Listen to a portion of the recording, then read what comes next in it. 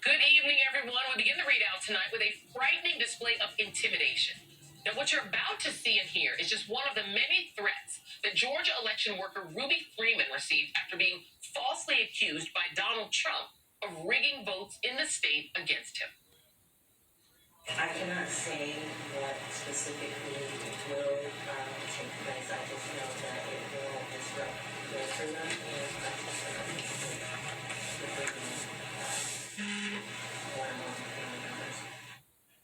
That video is part of a nightmare story detailed in two must-read reports from Reuters today, which shed new light on the disturbing power of the big lie. The video, which was recorded at a police station by a body camera, shows the 62-year-old Freeman with a woman named Trevian Cuddy. She is the one who threatened Freeman that people were going to disrupt her freedom. And as unbelievable as it may sound, Cuddy has been identified by Reuters as a publicist for hip-hop artist Kanye West, who's friends with Donald Trump.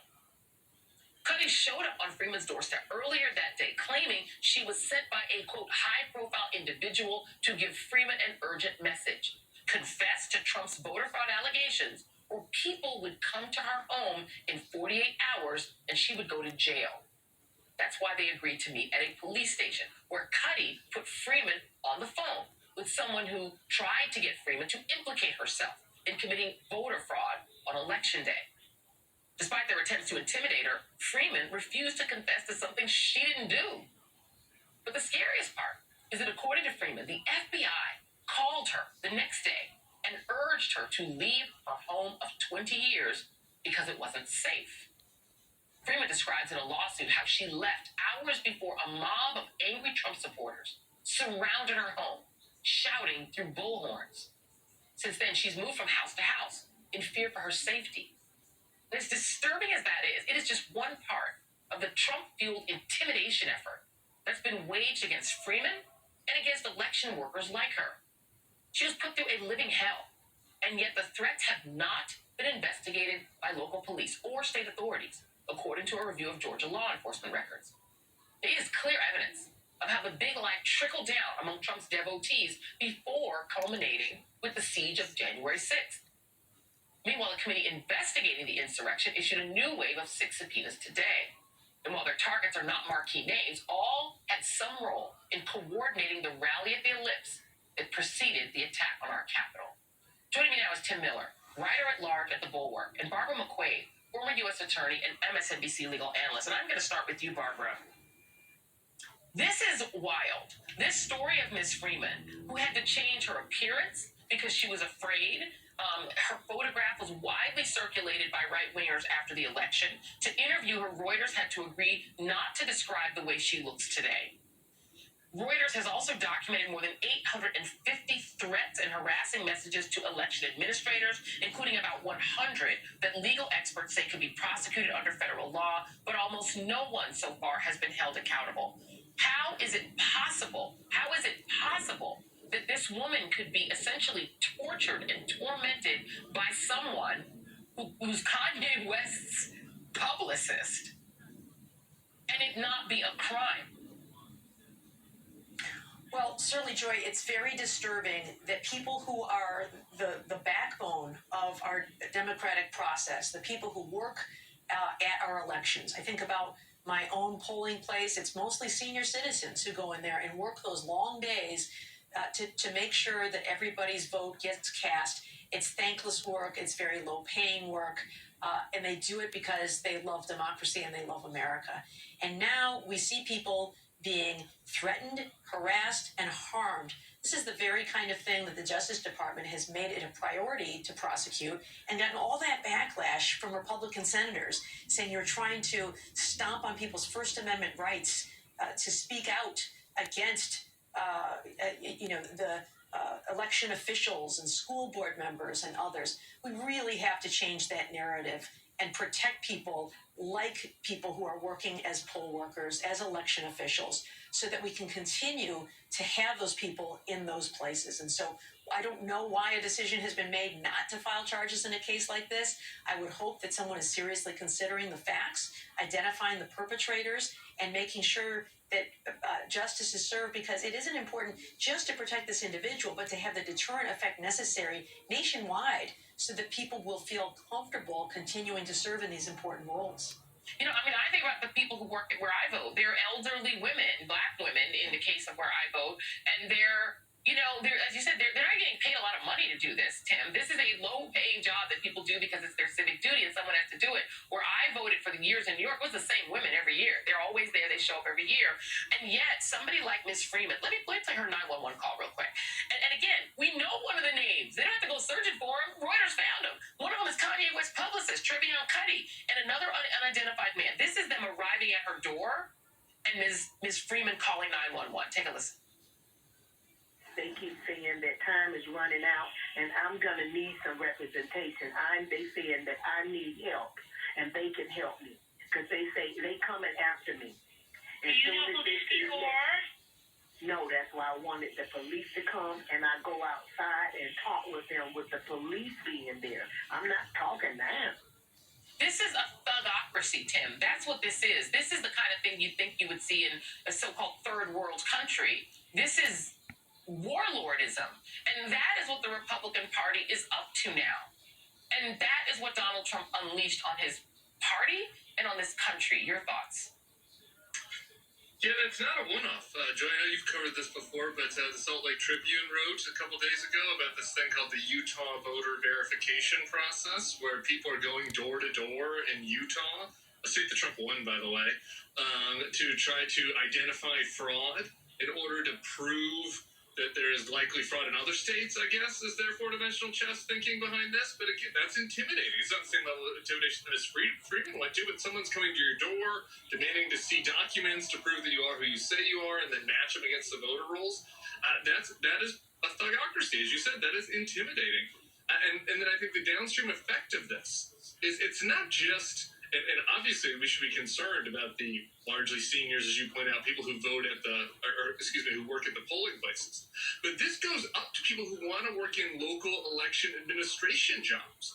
Who would want these jobs with that kind of intimidation? And we saw back in my home state of Colorado, in Mesa County, an insane MAGA election administrator in the western slope in Colorado tried to fabricate fraud on her own machines to prove that there was, so they could help prove that there was fraud in these other states. And so if you look ahead to 2022, 2024, you can see just a natural decline of normal, regular folks. Some of them Republicans even, by the way, who are like, why do I want to have this trouble? And they're going to be replaced by people who are looking to potentially cause trouble and looking to undermine our democracy. So, I think that there's a lot of downstream effects of this kind of intimidation.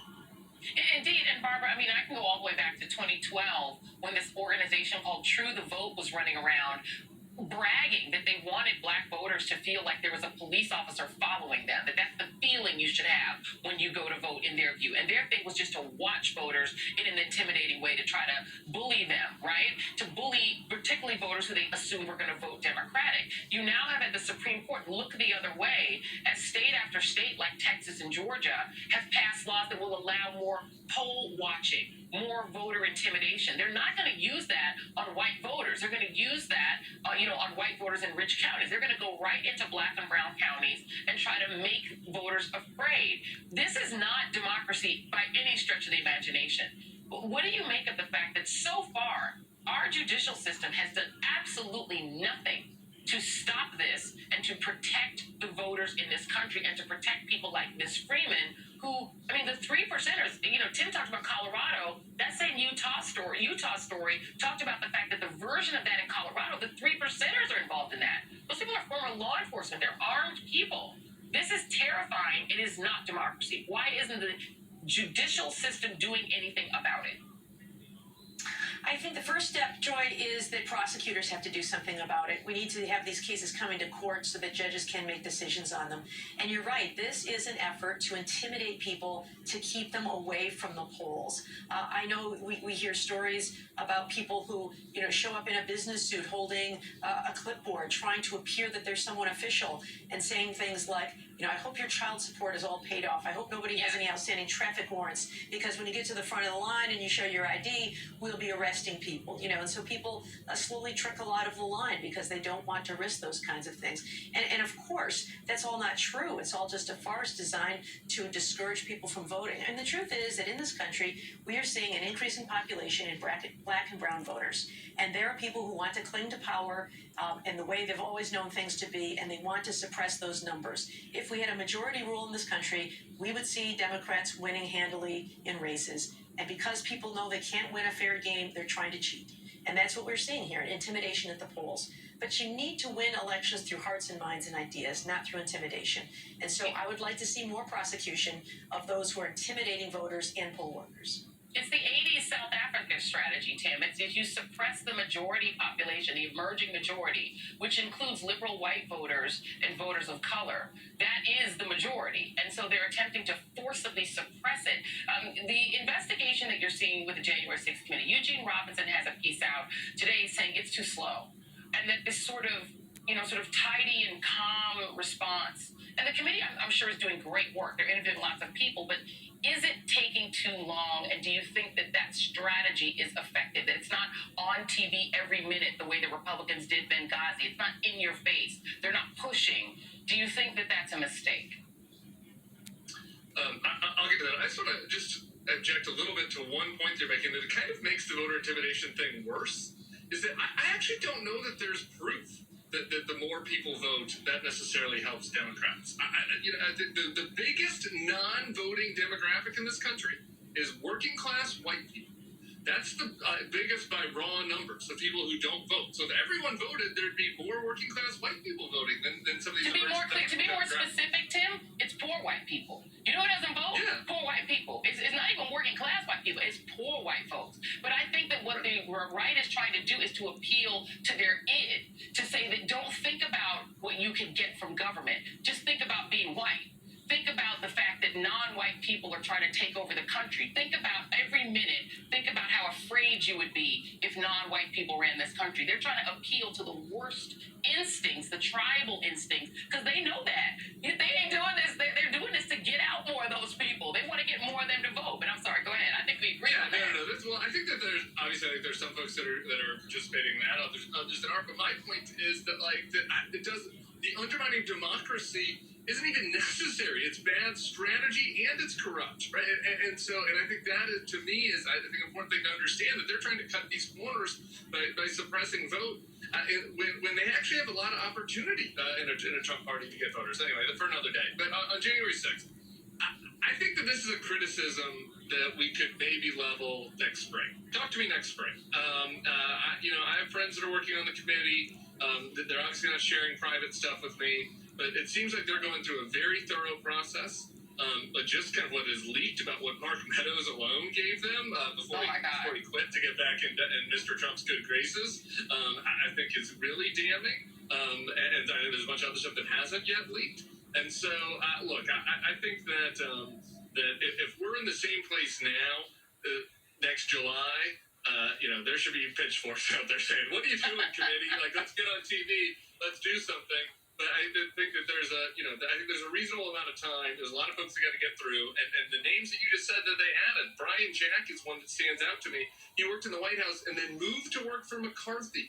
So I think that a lot of the obstruction you see from McCarthy is because he knows that he's got people inside his own house, like Brian Jack, who are complicit in this. And so I think that it's noteworthy that they're adding somebody like him. Well, so these hearings that are going to take place on Monday, we're going to be covering them on this show, and I can tell you we're going to be talking a lot about that PowerPoint presentation that Mark Meadows has apparently turned over, 38-some-odd page PowerPoint, a step-by-step on how to overturn the election, the Jenna Ellis memo, in which she essentially stated that the Vice President of the United States could legitimately ignore the election and essentially steal it for Donald Trump. There was a systematic attempt to steal this election from its rightful winner in order to force Donald Trump to stay in power. It's frightening how detailed and how thorough these people were.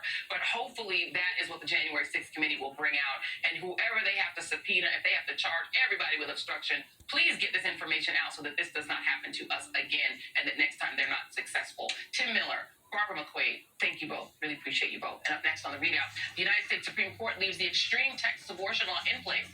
But that is not the end of this legal battle. Plus, the stunning level of food insecurity in America. My conversation with award-winning chef Andrew Zimmer.